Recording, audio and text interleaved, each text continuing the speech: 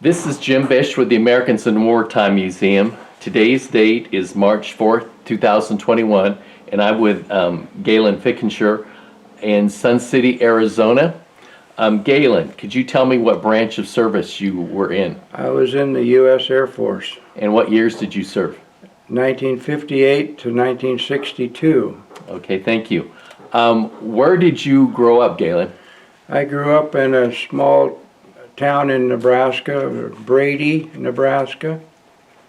And did you attended high school in Brady? Yes. How did you find your way into the U.S. Air Force? I would say it was the recruiters that came to the high school and set up a table in the hallway and had all kinds of brochures for every branch of the service. And I had two older brothers that had been in the Army, and neither one of them had a whole lot of good to say about that. So I knew I didn't want to be in the Navy because I a little bit concerned about the depth of the ocean and everything, and I always had a fascination for airplanes, so I chose the Air Force. Mm-hmm. The depth of the ocean didn't bother you, but the altitude of a plane flying a few miles up didn't seem to bother me. Didn't bother you. So did you join right out of high school then? Join the U.S. Navy? Not immediately, but when I graduated from high school, I had a friend that was a farmer, and he had worked for me, and he put me to work. And one of the projects that he had me doing was painting a corral fence white. And I was right out in the direct sunlight, and I got bored with that very quickly. And then I thought, I think I'd rather be in the Air Force than doing this. So I made arrangements with the Air Force recruiter in North Platte, Nebraska, and went ahead and enlisted there. Mm-hmm. And that was what part of the year of 1958 was it? About October 58. Okay. And so you signed up in October 1958. Did you go immediately in the Air Force, or did they delay entry? No, they put us on a train and sent us to Omaha for physical, and I figured that was only going to be a day or two, and then I'd be back home again. But after we had completed the physical, next thing I knew, we were on a bus out to the airport and then on our way to San Antonio, Texas for basic training. So you never made it home either No. after your physical. So they took you in a bus to San Antonio? How'd you get to San Antonio? No, we flew from Omaha to San Antonio on an Air Force cargo plane. Uh-huh. And all of a sudden now you're in the Air Force. Yes. What was your introduction like to basic training? Oh, in the Air Force they referred to everybody getting off of the bus as rainbows, because we were all civilian clothes of all different colors. So we were referred to as the rainbows. Mm-hmm. And they took care of that in a day or two. We all looked alike. Not more rainbows. Did you lose a little hair? Or did you have pretty much short hair before I you went had about medium hair, and I can remember walking into the barber shop and they asked you how you would like it, and I remember saying just a light trim around the edges. But a few minutes later, I had a path right across the top of my head. They made you think you weren't going to get all your hair off. It wasn't a trim. Yeah. So did they issue your uniforms and everything right from the start? Within the first couple of days, we had definitely our fatigues that we'd be wearing pretty much daily. Yeah. Yes. And your living quarters and all that was right away, I'm assuming? Oh yeah, we were all put in a big barracks, and one of the things that they did at the beginning of basic training is each airman was given 3 slips of paper, and they were called gig slips, and they had your name and your Air Force number on them. And if things didn't go quite right in basic training, that you didn't quite follow their instructions, they would pull your gig slip. And if you lost all 3 gig slips in a 14-week period, you had to start all over again. And I did lose one of mine, and it was because when I came out of the barber shop, I didn't have my hat on. And that was enough to lose a gig slip. And I never lost any more. So that was early you lost your gig slip? Yes. Early. What was basic training like? Were you prepared for it? Oh, it wasn't. The Air Force is actually pretty mild when it comes to basic training versus the Army or the Marine Corps. Pretty much when we went out to the firing range, we were told to meet out front of the barracks, and then they had 2 or 3 buses there, and we all got on buses, and they hauled us out to the firing range. Now with the Army and the Marines, you would walk, but the Air Force didn't do it quite that way. We were put on buses, and we were bused to where we needed to go. Was the physical training very hard, or was it nothing that bothered you? Mainly the things we did was marching, and of course we had to march to and from the chow hall every day, and that was pretty basic. And it was kind of fun because they were always singing songs and everything, and so that was kind of enjoyable to hear the new ones. And yeah. How was San Antonio compared to growing up in Nebraska? Well, when I got down there in October, it was still in the 70s and sometimes 80 degrees, and that was quite a change from Nebraska right there. Yeah. And so you enjoyed the weather a little bit into the winter months. It was very nice, yeah. When you were in San Antonio, how long was basic training for the Air Force? Well, it's supposed to be a 14-week course, but the first week or so that you're in Lackland Air Force Base, and they do aptitude tests on all the airmen, and they try to figure out what you're best qualified for. And I was selected for missile school, and growing up in Nebraska, I didn't know what a missile even was, but I had been selected for missile school. And when a few nights later they came into the barracks and called out our names and said, "You guys are going to school at Chanute Air Force Base in Illinois." It was about 100 miles south of Chicago. And so that was what the plan was. They took us out to a cargo plane, and they flew us from San Antonio up to Illinois.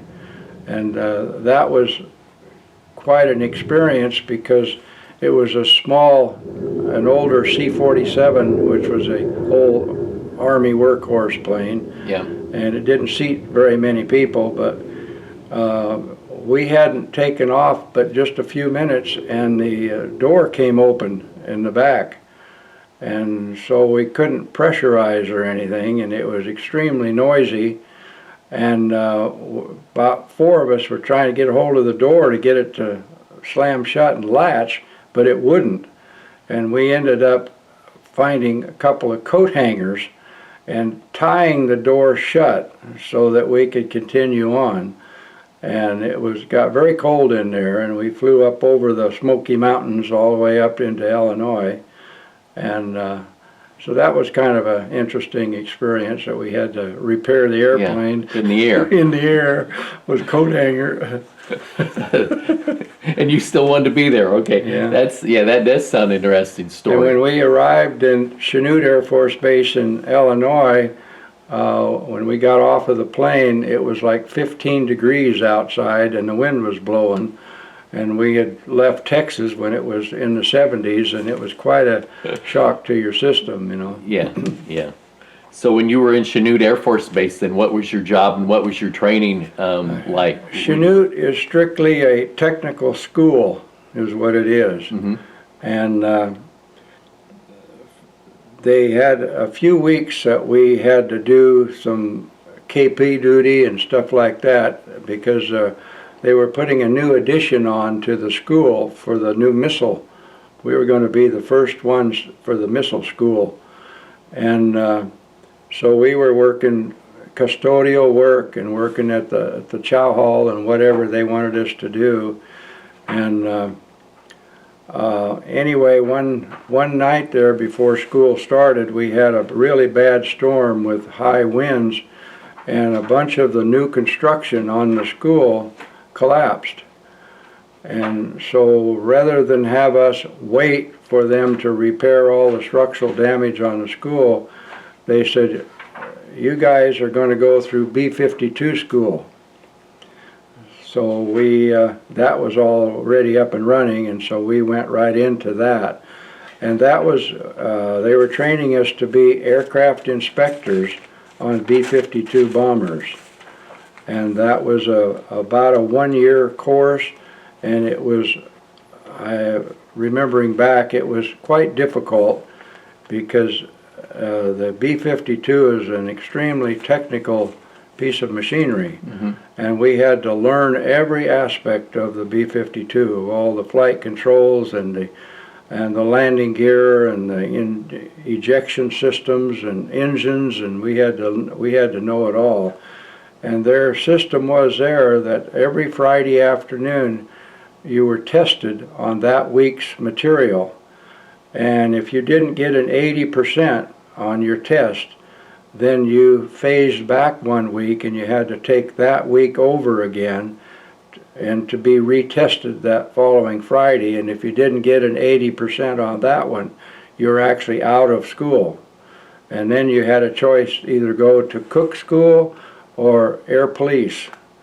And I didn't want either one of those. I wanted to learn to be an aircraft inspector. So I had a really good friend that he and I studied together every night. When everybody else was playing cards and having fun, he and I were down in a corner at a table, and we were asking each other questions about all that week's materials.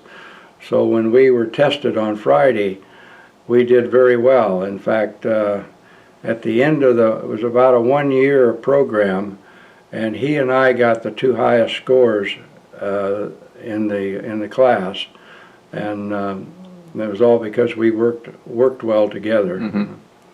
You had your own little study group. Yes, we did. So nobody went to missile school then? Everybody got transitioned back over to I the think B-52? maybe later they did, but our group went through B-52 school. And then I can remember being on a technical school base. I remember asking the question, I said, I haven't finished basic training yet, because I had only been at the Lackland Air Force Base for about 4 weeks before I left. Yeah. And it's supposed to be a 14-week course. But I had been selected to the base basketball team because I was fresh out of high school and loved basketball. Yeah. And I got on the base basketball team immediately. And I remember them telling me that if you can survive that, that's better than basic training. So I played basketball, and that finished up my, and I got a certificate at the end for completing my basic training. This was at Chanute? Yes, at Chanute. So yeah. that where you had completed your basic training playing basketball. Yes, playing basketball, yeah. So that was probably quite an upgrade going from missile school to B-52 school. Were you? I think so. Did most of the people, you said there was a group of you that were selected to go to missile school. Did all of them make it through B-52 school, or was your studying buddy, was he part of that? I think we lost two guys that phased back and didn't get caught up again and were out. Yeah. But there was about 5 of us original that started and graduated together. Well, that's good. Was your study buddy one of the guys in missile school, or he was? No, he was. You saw him there. He came right into B-52 school. Yeah. Yeah. Well, that was good. So how long, you said your B-52 schooling was about a year? About 1 year, yeah. And so you were in Chinook at least a year or longer? Yes. Going to school? Where did you, at the end of school and you had your graduation, then what happened? Then I got orders to be transferred to Pease Air Force Base in Portsmouth, New Hampshire. And that was actually at that time was a B-47 base, which was an older model of bombers. But their runways and everything were adequate to handle B-52s. So they were going to convert the B-47s over to the B-52s. And we were fresh out of school, so we were ready to go. But about the time that happened is a Cuban Missile Crisis thing happened. And President Kennedy they were in the process of phasing out the B-47s, but he stopped that process and reactivated them. Now here's a group of guys right out of B-52 school on a B-47 base, and there was only one B-52 that I ever seen on the base, and it wasn't there very long. So we said, what are we supposed to do? You know, the B-47s were kind of like a Model A versus a Tesla. Yeah. You know, so as far as complication and everything. Yeah. So then they said, well, you guys are going to go back to school on B-47s. And that was a real simple course because they were a much simpler airplane and older technology. Yeah. And so went back through B-47 school, and then we Where was B-47 school? Did they right have there that at Pease Air Portsmouth? Force Base, yeah. And then when we completed that course, then we went to work on the B-47s right there on that base. How many were sent to Pease Air Force Base to work on the B-52s from Chinook? I think there was 7 of us again. Yeah. And those same 7 now are getting retrained for B-47. Yes. The B-47s. Yes, we all had to go through that course. And was that a short course, 3 months Yes, or something like that? it was. I would say about 3 months, and it was relatively easy compared to the other one. Yeah, technology was Right. a lot less complicated. So then you went right to work on what you were going to do with the B-52s. Now you're doing it with the On the B-50. B-47s, yes. How many B-47s were at that air base? Do you know? I think there were probably 30 some, and but the base was split. It was called a double wing base because I was in the 100th bombardment wing, but there was also a 509th bomb wing on that same air base, and they were independent of us. And so we didn't have anything to do with their aircraft. We just did the ones that were assigned to the 100th wing. So you were on the 100th bombardment wing? Yes. And what was your job then? Were you inspecting aircraft? Yes. And what was your specific job in inspections? Well, what you first do is when the aircraft was in the hangar, there would be about 5 of us that were assigned to that aircraft to do a complete inspection on it. And the aircraft it's like a puzzle. It's got every little square foot of it has a number, and it's cataloged that way. And so when you start inspecting, if I might be doing flight controls, or I may be doing landing gear or the fuselage, and you had to take a lot of panels off to look inside, and we looked for issues, frayed wires, hydraulic leaks, anything that was out of the normal is what we were looking for. And then we would write it up, and then we would note that location, so that when the team came in to repair the issue, they knew right where to go. Yeah. Like a hydraulic shop or a sheet metal shop or something of that nature. And then what was kind of scary about that is when they were done, they would sign off on it, and then we as inspectors had to go back to that location and re-inspect it to make sure that the work was done properly. And then we had to sign off on that piece of paper that it was okay for flight. And that was bothered me a lot when I was about 21, 22 years old. I had a lot of problems trying to sleep at night, because when you're laying in the bed in your room and the airplanes are taking off all night long, and it goes through your mind, did I miss anything, you know? Mm-hmm. Is everything going to be okay? Because there's 5 guys on that bomber that are trusting what we did before to get that plane ready to go. And that kind of bothered me, and I was dealing with an ulcer when I was 22 years old. And not everybody there took it as serious as I did, I don't think, but it bothered me a lot. Yeah. Were you generally focused on one part of the aircraft, or could be assigned to any part of it? Any part of the aircraft. So there wasn't any expertise like you were doing the landing crafts all the time? No, we would be assigned a different area for every airplane, because we were trained completely on it from one end to the other. So that kept your skill level up throughout the aircraft. But we didn't do really much any repair ourselves. Yeah. We were just there to diagnose the problem, to find the problem and then get it corrected. And we actually had to crawl into the back of the jet engines and crawl clear back to the turbines, because they had hundreds of turbine fins on there, and every one of them had to be inspected for any cracks or anything, because if there were, they could come apart in flight and cause a lot of damage to the aircraft. And that was kind of a difficult deal, to crawl back in there and then had a flashlight and a mirror and look at every one of the little turbine buckets to make sure they were okay, because you had to manually turn the engine while you were laying on your back to see each one of them.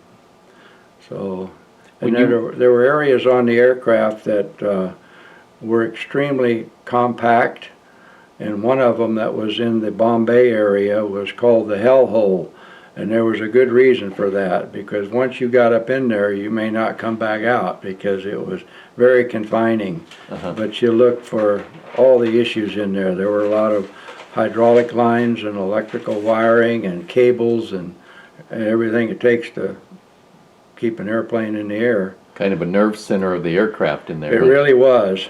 And but usually only one of us went up in there at a time, and so. You mentioned the Cuban crisis going on.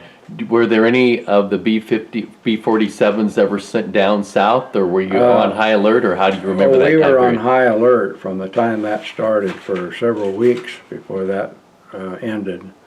And when you go on alert on an air base, you work 12 hours on and 12 hours off. And I had to stay on the base most of the time, because I was married and living off base about 13 miles away, and it was too much difficulty driving back and forth all the time, every 12 hours. So I just stayed at the barracks. But when we were on alert, we weren't actually doing inspection on the aircraft. We worked out on the flight line and spent a lot of time in the radio truck, and you got to hear everything that was going on. And I got to start a lot of jet engines, because when a bomber was ready to get it going, you plugged into the bottom of the aircraft with a cord that went to your headsets, and then you were in direct communication with the pilot. And then you would start each engine, and the B-47 had 6 jet engines on it. So you just start from one side and work your way across and get all 6 of them running. And then once you had them all running, then you had those big yellow flashlights, and you would direct him out of the parking area on over to the taxiway, and then the tower took care of them after that. But during alert, we had to do lots of them. In fact, almost every aircraft would be airborne. Yeah. What were they doing during the alert? Did any of them go south, or they were just They were kicking just- the air around? They just went out and flew around over the Atlantic Ocean, and Yeah. and it was a war games, you know. Yeah.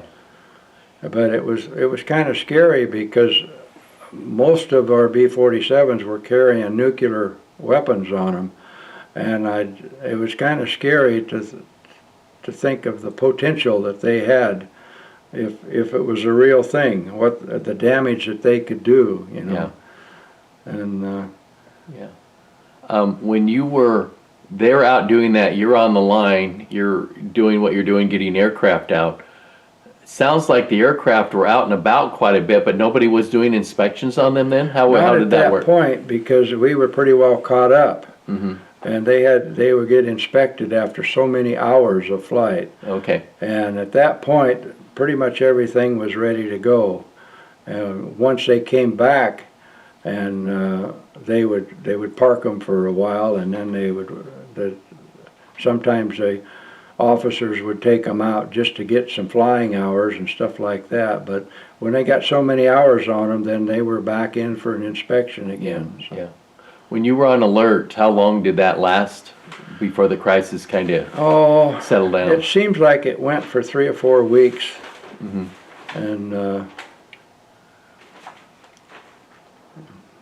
and then you went back to inspecting aircraft that Yes. had been up in the air for quite a while and their yes, time was ready. Yeah, How long were you at Peace Air Force Base? about 3 years. Quite a while, most Most of my Air Force career was then at Pease. and that pretty much is what you did throughout the time there, finishing out your enlistment there, was Yes. working as an inspector? Yes. I had some little hobbies that I did. I enjoyed drawing and sketching, and I took a correspondence course through Washington School of Art, kind of in the evenings and spare time, and just to get the mind off of the airplanes for a while. Yeah. So, What are some of the things you sketched? oh, I had to do like buildings, like like in New York City. Like if you'd be standing on top of a building, looking across the street, what did that building look like? Because it would be small at the bottom and large at the top, Yeah. and you had to draw all that in a proper perspective. From that, yeah. Yeah. You didn't draw anything of aircraft or anything like that around you? No, I didn't do anything like that. I did do a project in our barracks that our TV room was too small, and everybody was complaining about it. So I drew up an idea to consolidate another room, add on to our existing TV room, and adding more comfortable furniture and things of that nature. And I submitted that to the base commander and got a 3-day pass for it because they did it in several of the barracks. Wow, that's good. Yeah, so that was kind of a fun project. Yeah, that sounds good. So when you, how did, you were there, what, until the spring of 62? 62. Did they come to you, talk about Yes. upping up? For Yes, another they wanted me to re-enlist, but I had not had any overseas duty yet, and they said that was the first thing I had to do. And I said, where would I be going? And they said, most likely England, which I really didn't have any problem with that. But my main concern was the pay was so low during those 58 to 62 and then I was living off base, and between my rent and a car payment, I was literally living from payday to payday and couldn't even make it. Yeah. You know? And then when they wanted me to re-enlist, it was just get more of the same. I said, no, I don't think I want to do that. I wanted to return to civilian life and try to start a different career. So that's what I ended up doing. So was discharged out of peace there? Yes. Air Force Base? Mhm.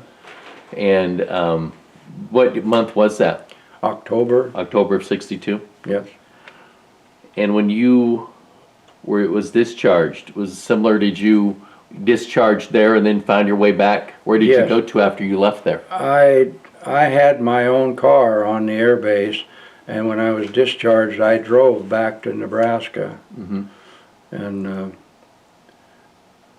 Was there any special moments that you remember better than others as far as highlights of your years at Peace Air Force Base? yes, there was one time where I was always fascinated with in-flight refueling that we were doing on that air base.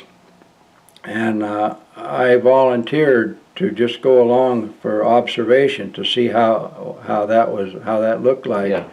And so I did that. My roommate wanted to go too, so the both of us got on it was the old KC-97. It was a 4-engine propeller tanker, and we had to go. We went up over the Atlantic Ocean, and then a B-47 would come up behind us, and we would refuel him. And the dilemma they had there was the KC-97 was too slow. And so they had to go up to a pretty high altitude and then go into a slight dive at full throttle in order to get enough airspeed that the B-47 could remain stable. Yeah. But it was a really fun experience watching through the glass floor and that big B-47 right underneath of you, and the boom operator was guiding that nozzle right into the receptacle. That was quite an experience. And then we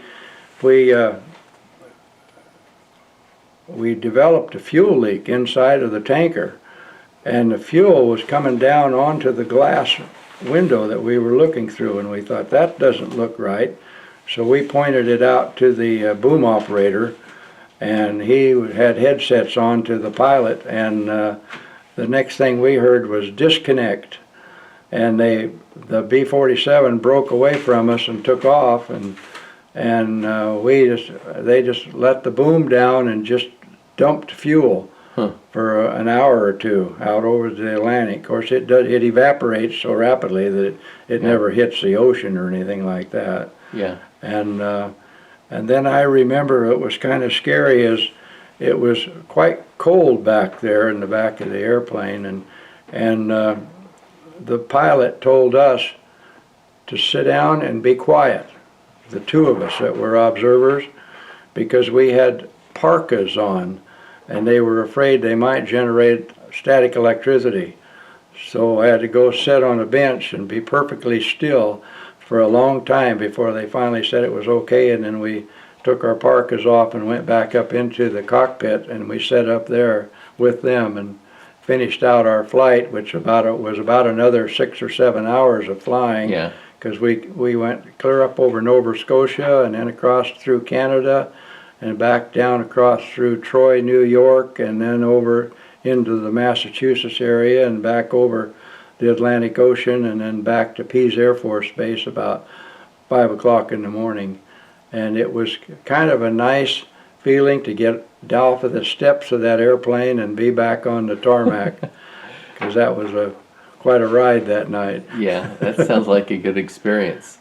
When did you ever see a B-52? Did B-52s ever make it to that base before you left? There was one or two that came in there, and I think it was just for practice, the pilots training. Yeah. But they were so big. But we had like a 2.5-mile runway, which would easily accommodate the B-52s. And another thing that was interesting there is we had a single airplane that was called the U-2, and it was a spy plane that operated out of Pease Air Force Base. And if you remember the Francis Power thing, right, that's what he was flying when he was shot down. And we had one of those planes on our base, and it's a glider with a jet engine, and it's capable of vertical flight, and it was really interesting to watch it. And when when it come in and landed, it had what they call bicycle landing gear, just a wheel up front and a wheel in the back. Well, if you didn't stabilize it, the wings would drag on the runway. So they had to have a pickup with two guys, and they would run out, actually three guys, they'd run out there with the pickup and follow the plane, and then they had little outriggers in the back of the pickup, and they would run over and stick these outriggers into the bottom of the wings to stabilize the airplane so it didn't drop down and damage the wings. So. Huh. But yeah, they were really an unusual airplane. Nothing like a B-52. Yeah, no. Of course, Gary Powers, that incident was probably when you were the first year or so in the Air Force. Yes. When he was down by the Soviet Union in the U-2. I had the opportunity to actually sit inside of a U-2 because we had an air show, and this aircraft was set out there on display, and I got up into it and sat in it, and it was extremely confining. I remember that. And if you ever got a leg cramp or something, you have to have it for a long time because you couldn't move in there the way it was designed. Wow, wow. That's a interesting story. So did Gayland, did your career in the Air Force help you when you got out into the private sphere? Yes, it did. Definitely. Just being a veteran helped me a lot.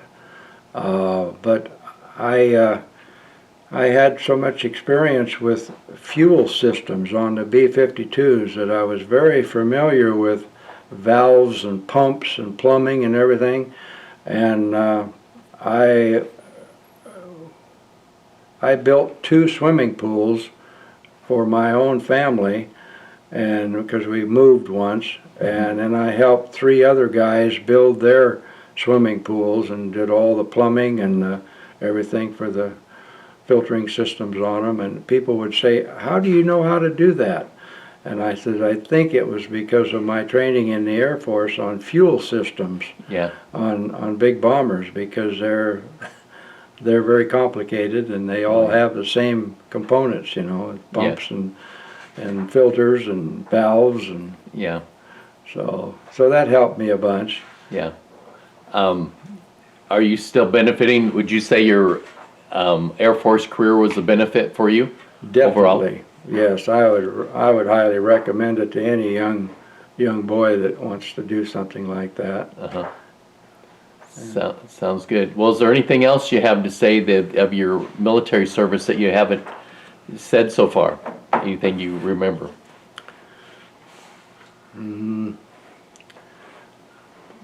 It was a good experience for me because growing up in a small Nebraska town, I hadn't been around the block, so I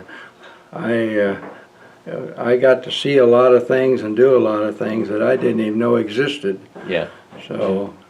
Well, sounds good. Well, thank you, Gayland, for your service, and thank you for the interview.